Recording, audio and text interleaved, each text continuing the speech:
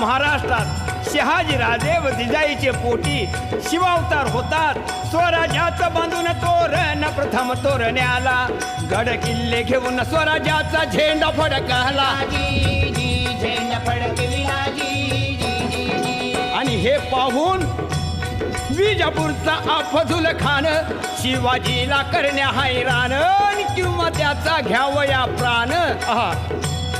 पैजेचा विडा उचलून आला प्रतापगडावर जाण. पण त्या अफझुल खानाला शिवाजी राजान कायमचा बसविला तिथं कबर बांधून. मग फाजल सिद्धी आला पन्हाळगडी बेडा टाकला. त्यातून शिवबा निसटला विशाळगडी पोचता झाला. पोचता झाला.